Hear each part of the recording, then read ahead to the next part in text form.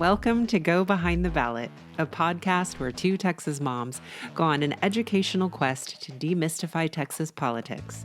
Join me, Nicole Abshire, and my co-host Claire Campos O'Neill as we deep dive into the most burning issues, hear stories from candidates, and offer hope in these challenging political times.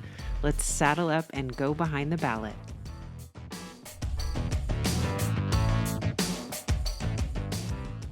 Hello, everyone. Welcome to this episode of Go Behind the Ballot. I'm Claire Campos O'Neill. And I am Nicole Abshire. And we're so glad you're here with us today. If this is your first time listening or you're a long time listener, we love that you are tuning into this show.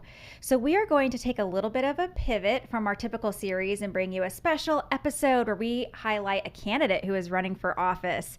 Because something we're trying to do as we're revamping the podcast is focus on democracy and what is higher up the civic engagement ladder than running for office. That is really taking the bull by the horns and saying, I want to change things for hopefully the better. So we're so excited to have our guest here with us, Bentley Paiz. How are you? I'm doing good. Thank you all so much for having me. I'm so glad to be here, and I really appreciate y'all giving me the opportunity to speak with y'all.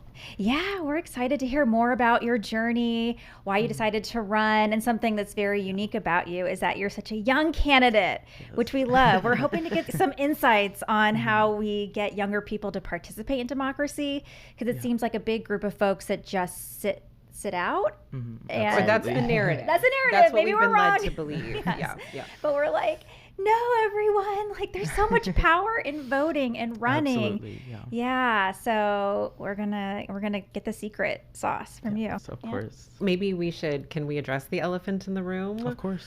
It might be a little ageist to ask, but Bentley, how old are you? I am 18 years old. Yeah. Nice. So inspiring. Yes, super inspiring. And tell us what office you're running for. I'm running for Comal County Commissioner in Precinct 3. I formerly ran for New Braunfels City Council. It's my second campaign, and I'm very excited about it. So for folks who don't know, what are the bigger cities in Comal County, just so that they can orient themselves? So Comal County consists of New Braunfels, which is its main area, and then Canyon Lake, Dripping Springs, Bulverde, so just encompasses that little area. But it's actually more than I thought. Yeah, Yeah. It's a pretty big area. Yeah, Dripping Springs is growing like crazy, right? Yeah, it is. Yeah, that whole area, there's a lot going on, and it's growing pretty fast. Okay. So. Yeah. Before we talk about your race and what motivated you to run, can you tell us a little bit about your first memories involving politics? Do you come from a family of politicians? No one in my family has ever been involved with politics, really. It's been something that I discovered that I was into. I used to be a photographer, a freelance photographer, and around the time of the Black Lives Matter movement, heard about the protests going on in Austin and San Antonio, and I wanted to be able to capture those moments and see what was actually going on for myself.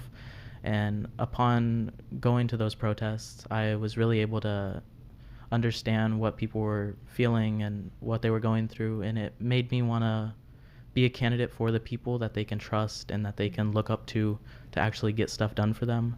Because during that time, all we saw was so much negativity, and there was really nothing to look forward to or no one to look up to. I felt like I just needed to take that step and do that. So I continued photography for a while, and then later went on to reach out to a local Democratic Party within my area. I didn't know about the Comal County Democrats, so I reached out to the Bexar County Democrats, which got me in contact with them. And from there, it was a lot. Yeah, I'll just say that. So you reached out and you said, I want to get more involved. What can I do? Was that the conversation? I was like, I know I'm young and not many young people are involved, but I want to change that. And I want to see what I can get involved with and meet new people and actually be a part of the change.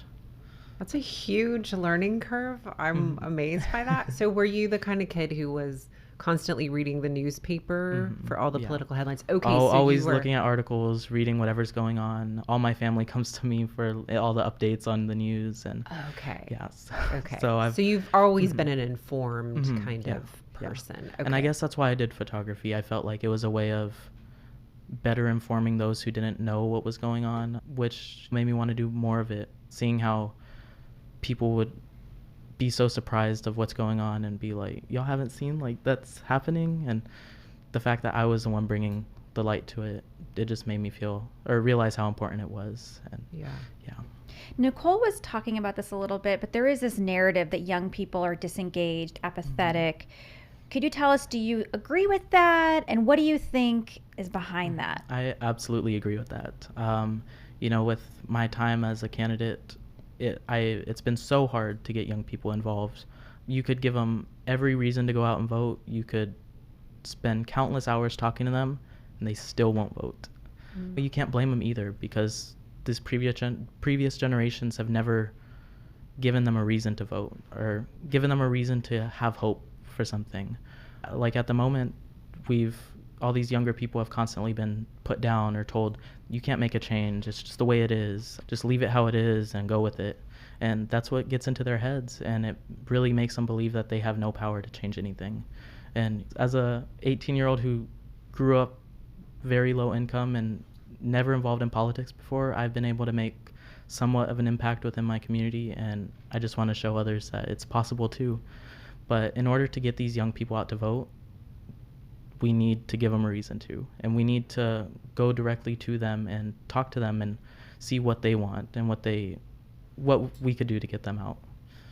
And so like what messages are resonating? Like what is making people step outside their comfort zone and say, actually, yeah, like you're right, I do have some power. I'd say it's just seeing the direction that we're heading in with these insane candidates that we have for these higher offices. Those positions are meant to be respected positions that people could look up to, and at the moment it almost seems like a joke.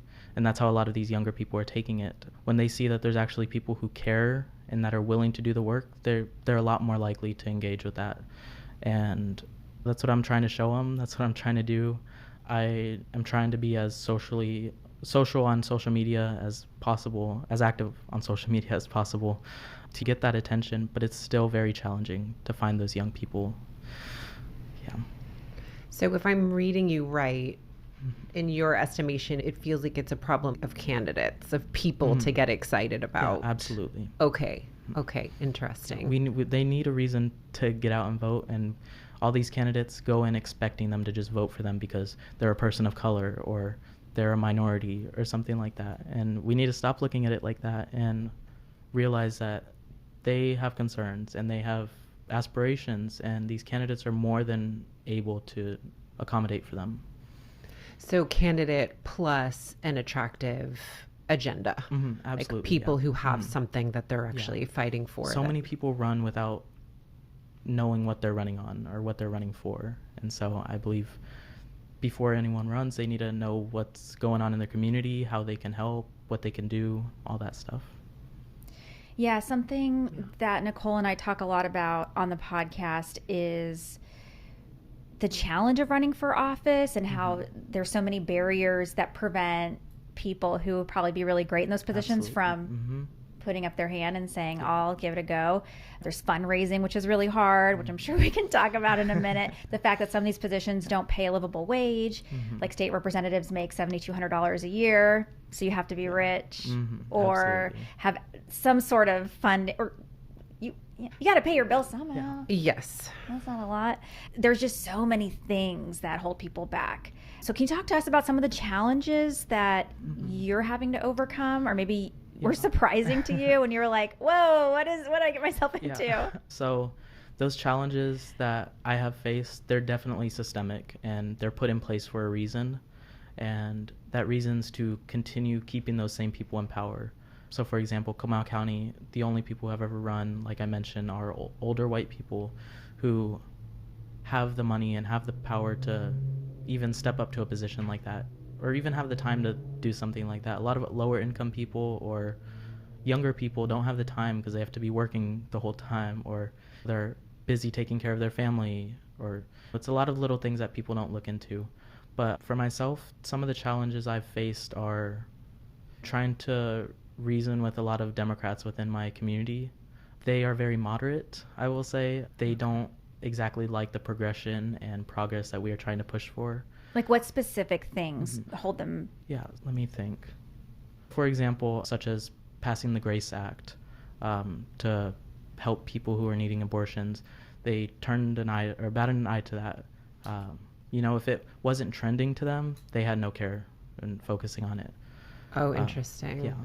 A lot of the times it's within our Democratic Party, it's a lot of older white women who run things, and they have a lot of money, and they don't necessarily put that money towards the things that it needs to be put towards. It'll go towards them having a game night or them fixing up the office so they can hang out there a little more, but it's never about improving the community or reaching more people or targeting these young people. I worked for a congressional candidate, Claudia Zapata, and at that time, just because how progressive I was and the fact that I was working with her and the fact that we were being open-minded to not just Democrats but Republicans who face a lot of the same issues that we face, just because we're that open to them, we got pushed away or ignored or just stuff like that. So not supported by the Democratic infrastructure. Yeah. Okay. Yeah. And even now, after trying to prove myself so much, it's still being questioned constantly and being doubted of what I'm wanting to do or what I can do. And, the way I see it is if we have people willing to do the change and do the work within our community who are pushing for the same exact things that they're pushing for, we need to be embracing it, and we need to be willing to hear them out and work with them more, because all it's doing is building a bigger divide. I can tell you that our Democratic Party is split into some progressive people who support what I'm running for and moderate Democrats who are completely against me running, and it's a huge challenge. And a lot of Democrats who have ran in that area also face that challenge, unless they're establishment candidates running on the exact Democratic platform that they want them to run on. Interesting. So it sounds like you're getting systemic pushback not only from the right, but also from the left. And so... Absolutely, yeah. That's right. I've honestly gotten a lot more pushback from the Democrats than Republicans. What are you hearing from them? Just them telling me they don't trust me, or they don't want me to run, or they're not going to donate to me. Or, for example, during my last campaign, they actually had a phone bank that they did where they were warning people about radical candidates running for office. And when we're claiming that our own people are radicals for having basic moral values and believing in something and standing their ground, then there's something going on, and there's something wrong with that. What do you think that's about? I personally believe that it's about the change that's on its way. A lot of these people those people specifically have been in that Democratic Party for the past 8-10 years doing the same exact thing. Nothing has changed. Playing their card games in their office, having their girls' nights, all that stuff.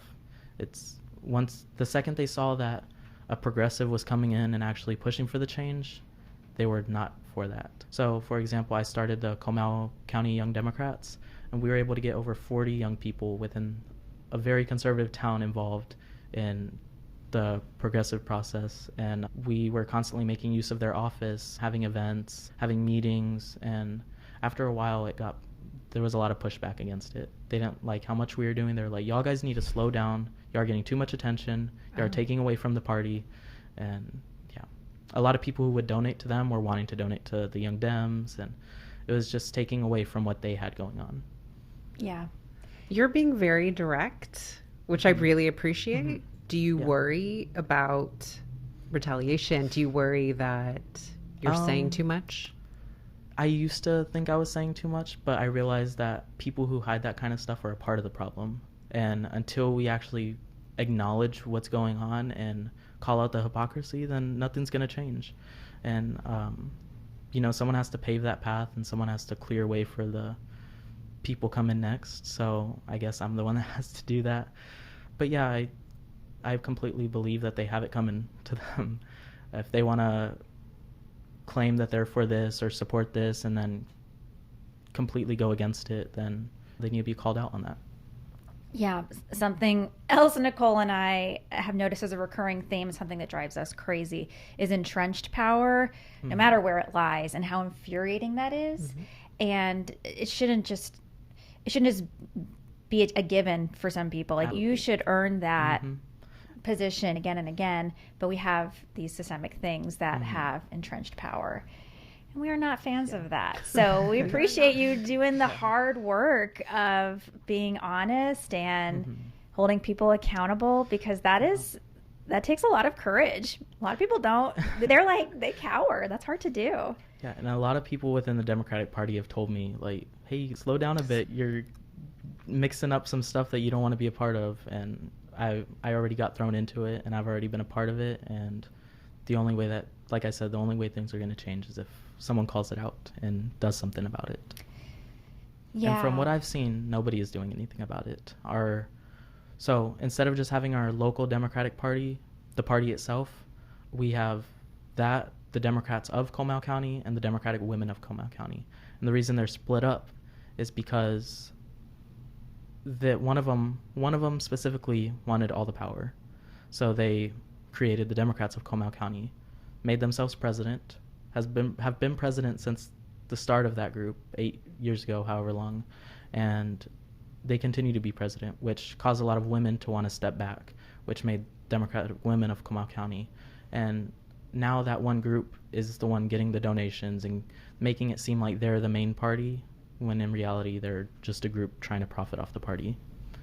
And yeah. So how do you think we get towards better coalition building? Because I think the reason we don't have as much progress here in Texas, even though most Texans want progressive things, is because we can't get on the same page. Yeah. That's one thing I've been trying to figure out, is how can we get people willing to talk together and reason with each other. And it's been a challenge, but I have been able to do that within the Comal County Young Democrats. For example, a while back during the Club Q shooting that happened in Colorado, after that I reached out to our local Pride group, the ones that host Pride Fest, and our Republican Party, and we were able to come together and host a vigil for them, with the first time in Texas history where Democrats and Republicans came together to host something. And we tried to show that there's a lot more things we have in common than we have against each other. And unfortunately, these politicized issues are like the main talking points at the moment, but they're not really what's affecting us all. Some of them may be affecting us, or some of them could possibly affect us down the road, but most of the time it's the rising costs of living, or the gentrification, or just things happening on the local level. And a lot of people don't understand that. They think it's all federal level things that actually change their lives, but it's not always the case. So true. Yeah.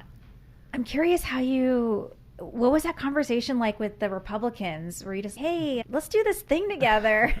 Thinking back at it, it was very interesting the way it went about. One of their members, he's very open-minded, and he actually reached out to me way before that, and he was like, hey, so I see that you have the Young Democrats and we have the Young Republicans. Maybe we could meet sometime and talk about things. And from there, we had the establishment built that we can reach out to each other and bring up issues that may face us. And because of that, I guess I felt like I could reach out to them, and I did, and we got a good response. And both sides were very hesitant. The older Democrats and the older Republicans were like, I'm gonna step back from this, but the younger people definitely wanted to see that change. Yeah. I think that's something that is really powerful about you being younger, is that, I don't know if naivete is the right word, but you have this openness, like, why not try this? Whereas folks have been around have said, we tried it, it didn't work. Like, why even open that door? And even with candidates, I feel like there's not a lot of people who run for office because when you started from the beginning, you're like, I don't know what I'm doing. But then that greenness helps you in some regards, because you can try new things, and you're not so, Absolutely. You don't have these preconceived, like, no, don't go that way because it's not going to work. It's anything could work. I don't know. Yeah, it's just about taking the risk and taking the chance. And I'd say by taking the risk of reaching out to Republicans, I somewhat jeopardized my relationship with a lot of the Democrats there. But it really shows that, do you really want to be a part of that if they're not willing to see the change?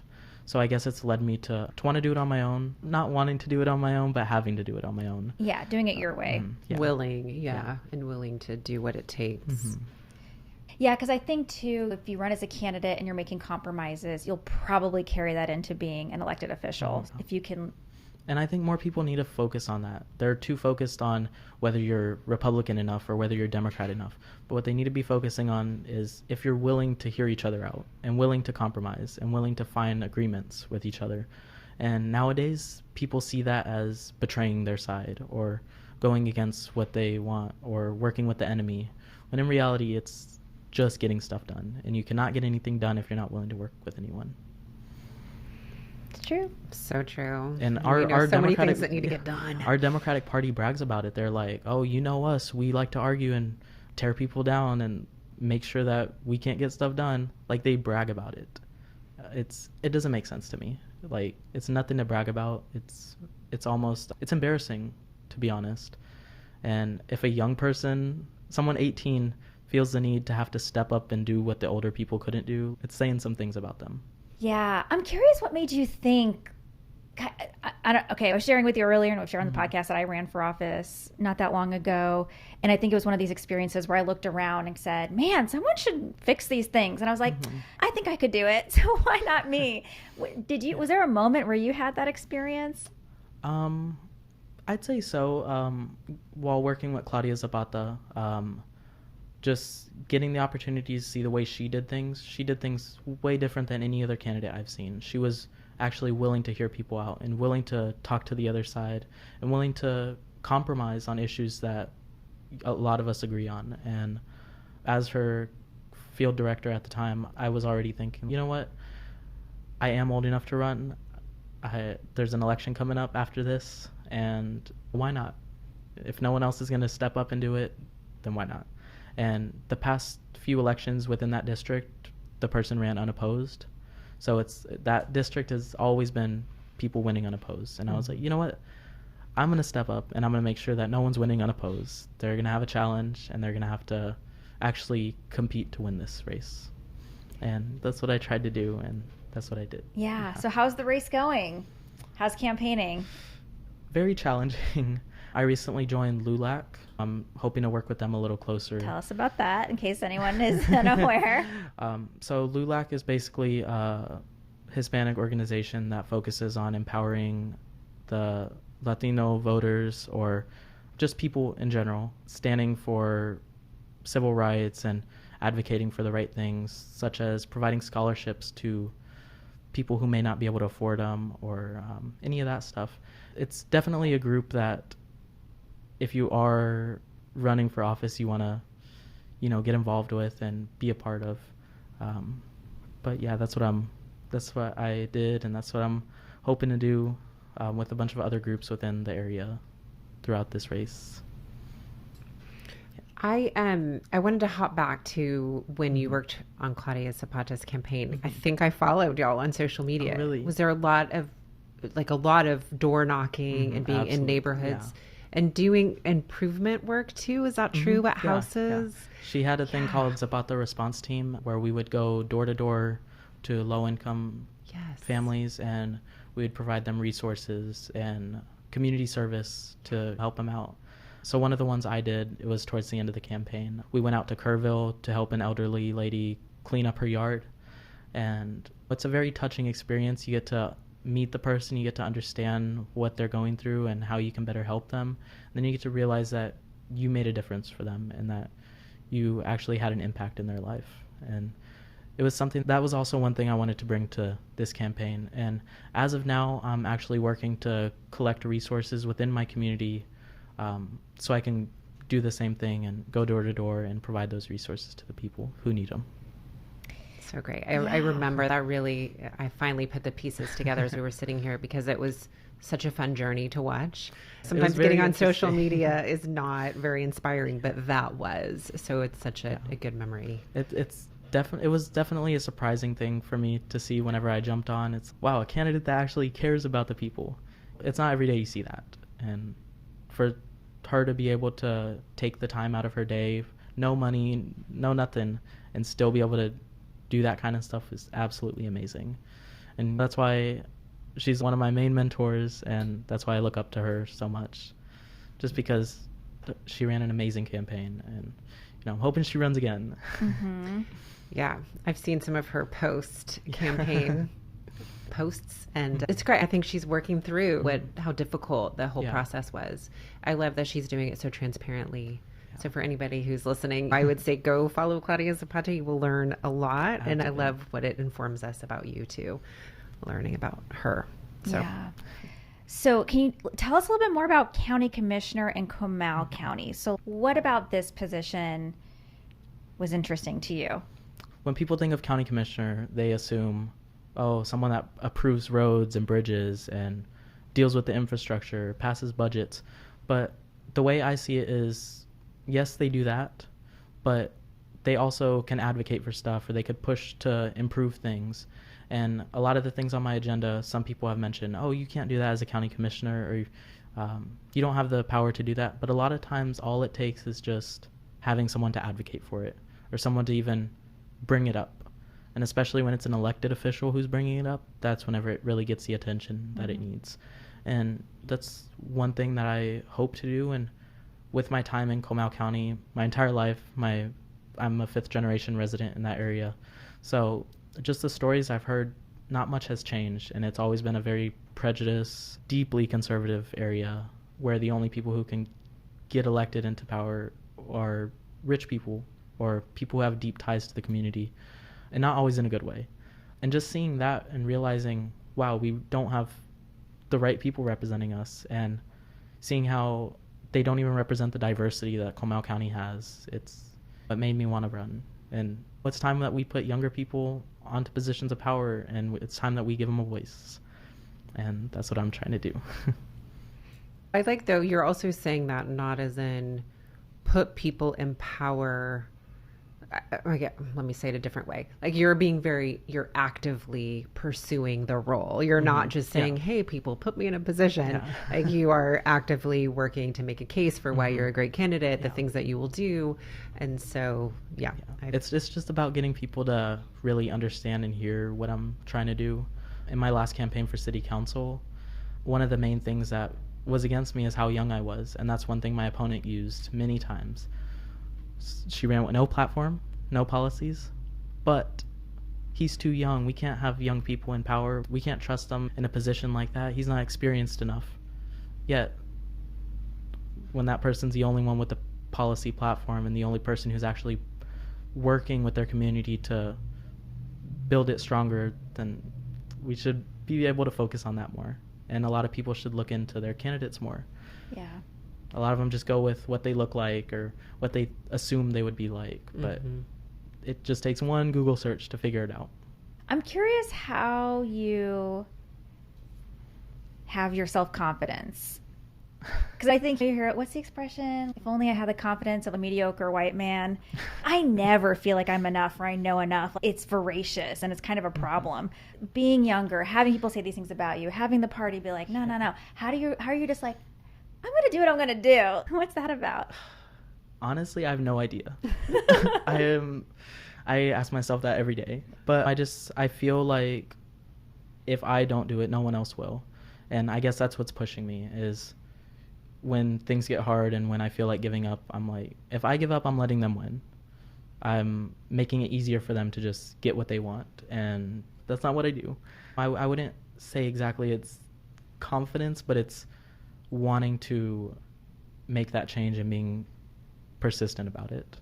Like a lot of the things, not only that, but when talking to people as a young person, they question everything about you.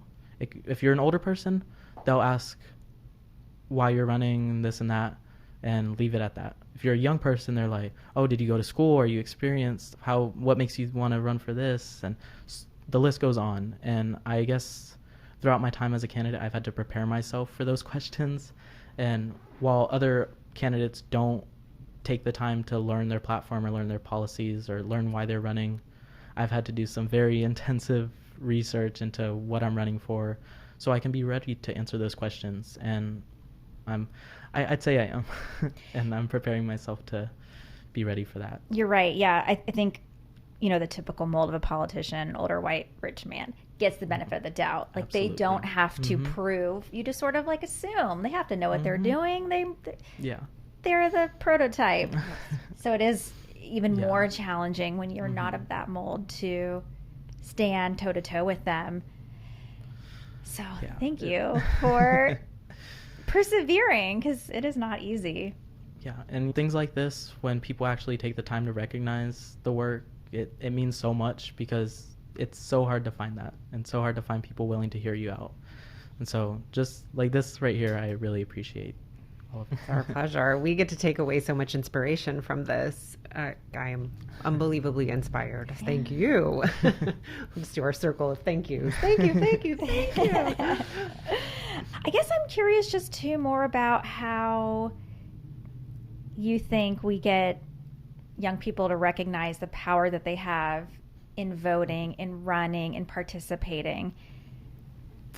That's one thing I'm hoping with this election, and because it's such an important election, such a big election, presidential, Senate, Congress, like all the things you could vote for are on there, and I'm hoping that with all these people running, that it will get young people out to vote, because the more people that are working towards getting those young people out, the more young people that are going to hear about it and get involved, and that's all we need. And that's why I'm so glad that I have people running nearby that also share the same values and opinions, and want to share the same progress and do as much for the community, because it makes it a lot easier to spread the message. And I think that's what we got to get better at, is getting it over to them and helping them understand what's going on, so they can get out and vote, and so they can be a part of the change. Yeah.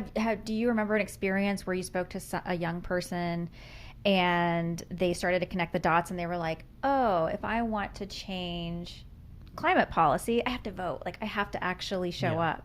I'd say I did that with a friend of mine in Guadalupe County who's running for county commissioner, Nahomie Alanis. We met a while back while I was on my campaign, and they would attend some events, help me photograph some things, and after a while, I guess it got to them, the realizing that we do have the power to make change, and it inspired them to run. And I'm hoping that works for a lot of other young people, because in Texas, a lot of these county positions go uncontested, or it's just Republicans running. And so, for example, in Guadalupe County, Nahomie is the first Democrat to run in that area in years. Just having that little change and showing people that it is possible to have people like you in power, I think that helps a lot. Yeah, I want to talk real quickly too about something, since Claire and I have started doing this podcast, is I needed to reframe what winning means. I had a very rigid idea that if I were you, winning for me previous to this podcast, would be winning the election. Yeah. That's how it's defined.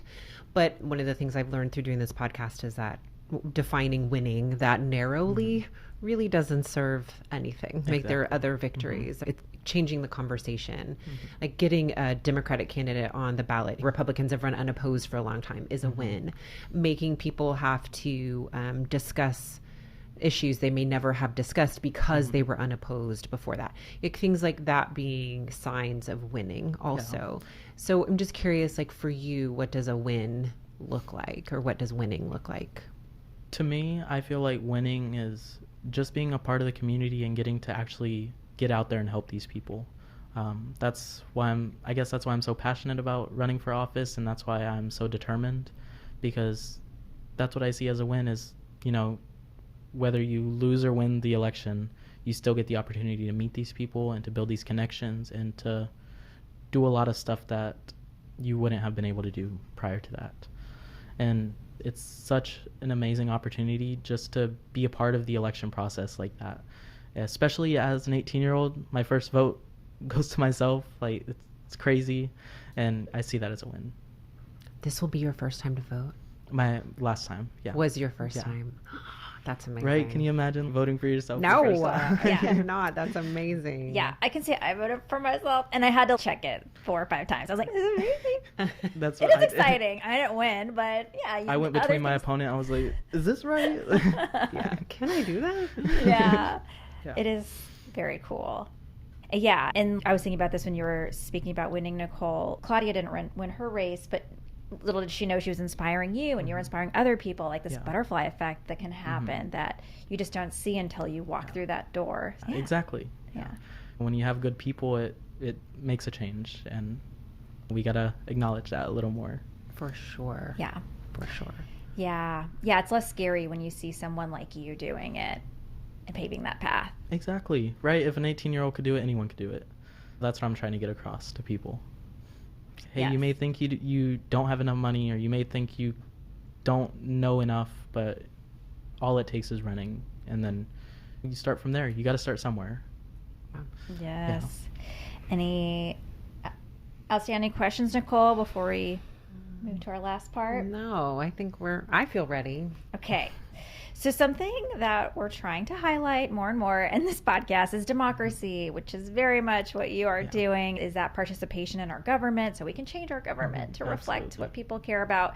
So we like to ask our guests as we're winding down, what does democracy mean to you? Or how has your idea of democracy changed as you've been a part of the process as a candidate? I'd say my idea of democracy changed by realizing that the United States isn't really a democracy, first of all, and then understanding that to have democracy, you need to be giving the people the opportunity to vote for that change, and giving them a voice and showing them that there is hope for them. And I just feel like when you have people who look like you in office, or when you're able to relate to people running, that's democracy right there. Getting the opportunity to see yourself in a position like that, or just making the change and doing it for the right reasons.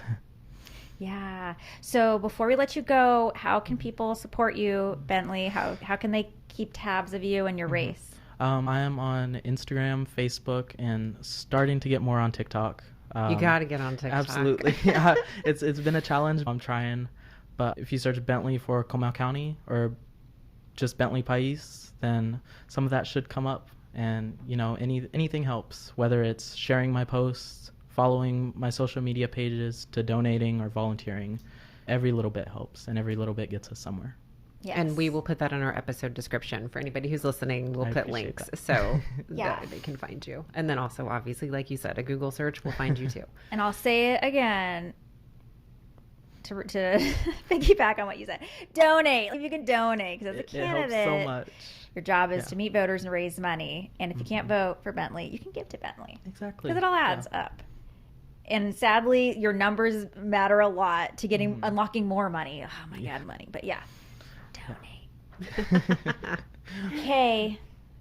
Oh, and sign up for our newsletter.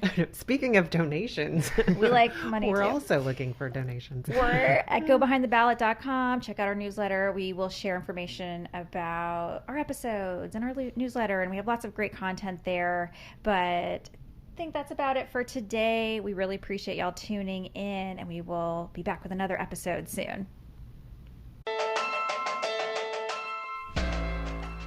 Thank you, everybody, for joining me, Nicole Abshire, and my co-host, Claire Campos O'Neill, on Go Behind the Ballot. Hopefully, we've demystified some little portion of Texas politics, and we hope that you'll do more with us. Check out our website at www.gobehindtheballot.com, where you'll find links to all of our social media, and you will find our community. Let's join together and do more. We hope you'll let us know what is working, and we hope you'll join us next week. Thanks, everybody, and have a good one.